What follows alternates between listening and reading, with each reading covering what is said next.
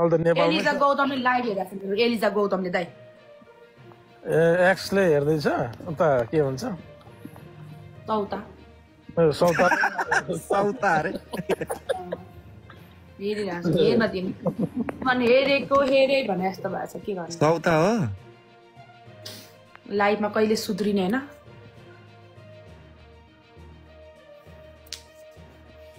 ग्याममा आउनु रे क्या दाइ तपाईँ के ओली सर तपाईँ ग्याममा आउनु रे त्यही त गेममा अहिले होइन बेलुका उहाँको बिहान यहाँको बेलुका मात्रै भ्याइन्छ कि अहिले अब दिनमा भ्याइँदैन म कति बजीसम्म कुरौँ राति 2 बजीसम्म कुरौँ फेरि उता पनि सौता भन्छ यता पनि कुर्नु भन्छ खै म त कुरै बुझिन हो के हो त्यही त होइन कुर्ने होइन यता यता कुरौँ कि नकुर ऊ त पहिलाको विगतको पास्टको हो ए त्यस्तो अनि पास्टको त अन्त कुरा गर्नु हुँदैन ओली किङले नि पास्टको कुरा गर्दैन नि त होइन त्यस्तो होइन ओली किङ सर त अब खै कस्तो के भन्नु लातलुत ब्लग हानिदिँदो रहेछ मलाई त अनि रात दाइलाई भन्दा हिजो होइन दाइ मैले फुल पनि ल्याएको थिएँ दाइ अनि सिन्दुर पनि लगाएको नि अनि दाइले फुल त यही छ अझै फुल अझै यही छ त्यहाँनिर जय ब्रोलाई एकछिन बोलाउनु न हो कति भयो गफ नगरेको त्यही त नि गफ नगरेको कति भयो एकछिन यसो हेलो हाई त भन्न सक्दैन साथीभाइ सब भएपछि त के हो त छेउमा बसेर काजु खाँदै हुन्छ कि क्या हो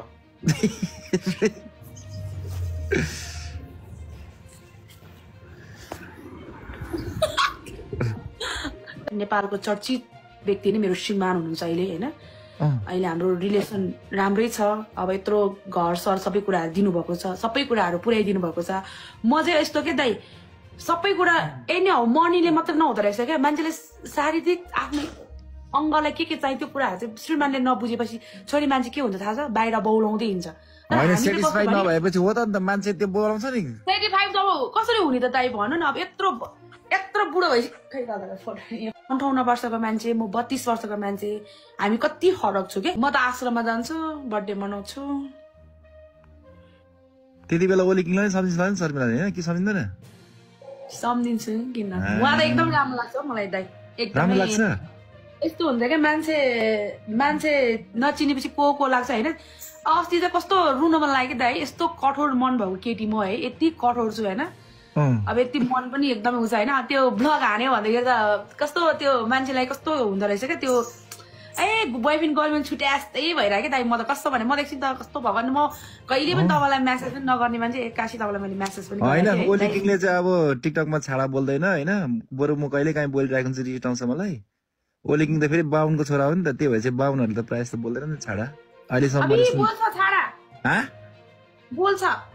म सुतेको बेलामा बोल्छ होला नि नत्र भने त म प्रायः जस्तै मैले त त्यो ओली किङ भनेर टिकटकमा हेरेको त आमा टिकटक भयो आउँछ यसरी भाइरलहरू आउँछ त्यो त होइन ए त्यो मलाई थाहा भएन म सुतेको बेलामा लाइभमा बस्छ होला नि नरेशलाई त अनि डरो भनेर रहेछ नि त ओली सरले त अनि त्यो नरेश त्यो अर्कै मान्छे हो त म होइन के त्यो म सुतेको बेला बोलेर मात्रै नत्र भने त कहाँ बाहुनको छोराले बोल्छ बाहुनमा हुर्केको मान्छे अनि म होइन रात दाइले बोल्यो के रात ओली किङले बोलेको पठाउनु त मलाई बरु म चाहिँ कहिले काहीँ बोलिरहेको हुन्छु नेपालको चर्चित व्यक्ति नै मेरो श्रीमान हुनुहुन्छ अहिले होइन अहिले हाम्रो रिलेसन राम्रै छ अब यत्रो घर सर सबै कुराहरू दिनुभएको छ सबै कुराहरू पुर्याइदिनु भएको छ म चाहिँ यस्तो के दाइ सबै कुरा नै हो मनीले मात्र नहुँदो रहेछ क्या मान्छेले शारीरिक आफ्नै अङ्गलाई के चाहियो त्यो कुराहरू चाहिँ श्रीमानले नबुझेपछि छोरी मान्छे के हुन्छ थाहा छ बाहिर बौलाउँदै हिँड्छ होइन सेटिस्फाइड नभएपछि हो त अन्त मान्छे त्यो बोलाउँछ नि 35 अब कसरी हुने त दाइ भन्नु न अब यत्रो बुढो भएपछि 58 वर्षको मान्छे म 32 वर्षको मान्छे हामी कति फरक छु के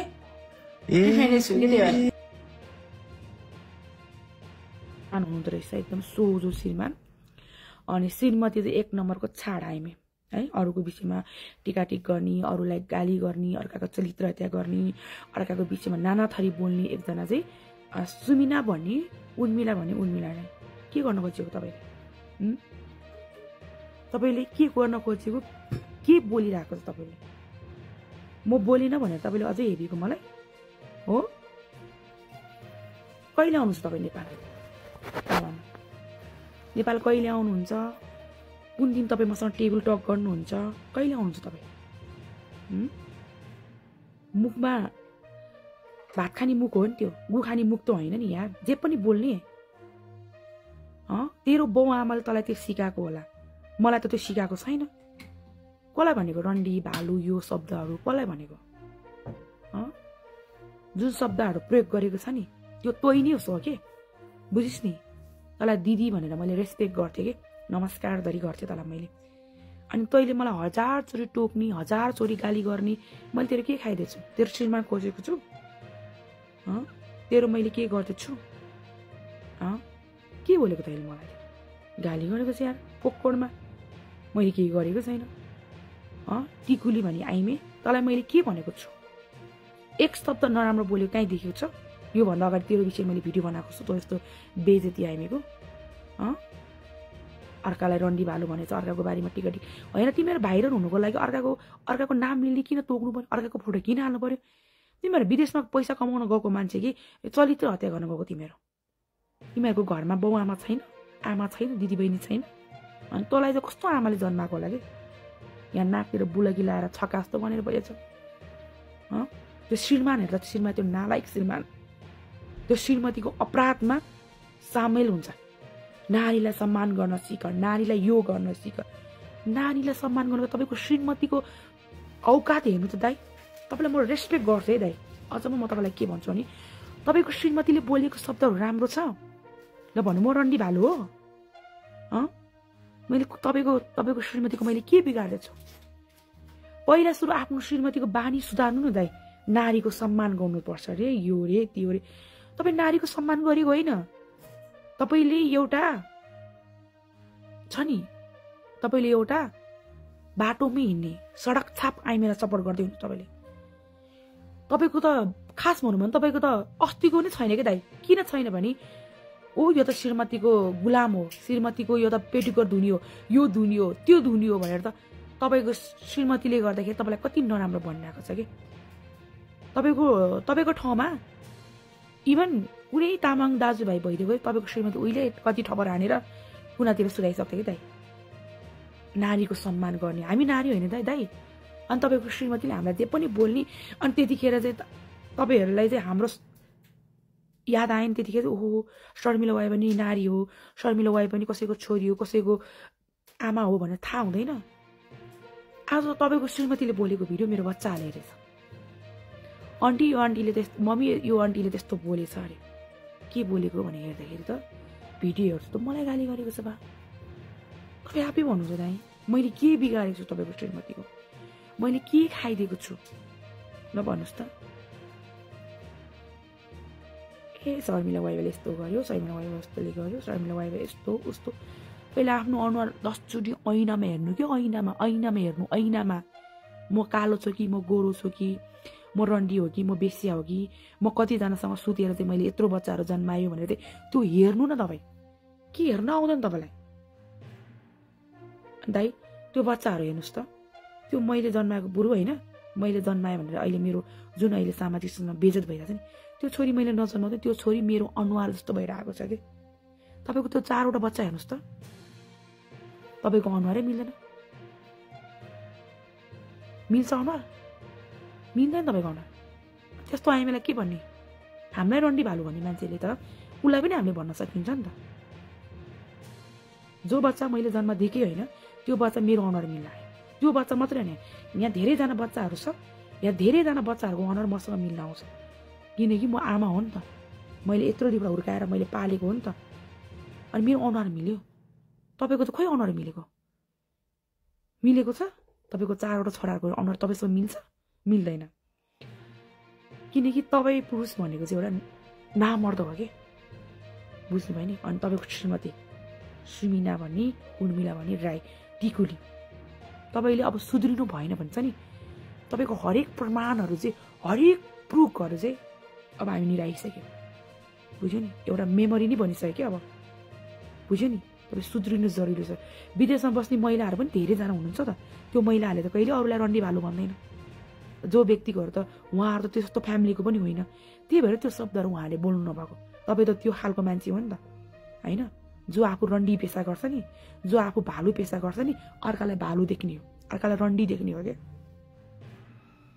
बुझ्नुभयो नि। अनि त जस्तो छाडा महिलालाई चाहिँ हामीले सम्मान गर्नुपर्ने। कसैको बारेमा नेपालमा कसैको भिडियो आउनै हुँदैन,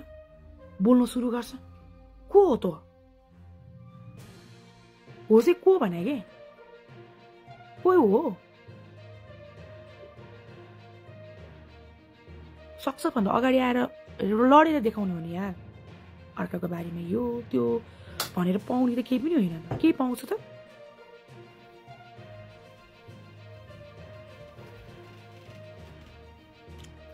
होइन, मलाई चित्त नबुझेको कुरा के भने अर्काको बारेमा जज गर्नुभन्दा अगाडि 10 चोटि सोचेर जज गर्नु पर्यो कि म कस्तो छु, मेरो अनुहार चाहिँ कस्तो छ, मैले चाहिँ बारम्बार अनुहार चाहिँ ऐनामा हेर्नु पर्ने होस्। अनि आफू यहाँ के अरे छक्काले जस्तो यहाँ बुलकी लाउने, कहिले कपाल यहाँ काट्ने चोरले जस्तो गरेर त्यो ठमेलमा हिँड्छ क्या त्यस्तो रन्डी आइमेहरू चाहिँ हो, त्यही क्याबिसिटीमा तपाईँलाई राख्छु कि म होइन, तपाईँ होइन तँलाई राख्छु। ठमेलमा हिँड्ने आइमेको जस्तो तेरो बरु ठमेलमा हिँड्ने आइमे रत्नपारामा हिँड्ने आइमेको बरु इज्जत छ, बरु तेरो इज्जत छैन क्या अहिले, बुझेस् नि। बरु उनीहरू त आफ्नो बच्चाको लागि आफ्नो पेट पाल्नको लागि त्यो कामहरू गरे कि तैँले त आफ्नो सोझो लोग्नीको फाइदा उठाइस् होइन, त्यो सोझो सोझो बच्चाहरूको के अरे उसमा लाइफमा खेलिस्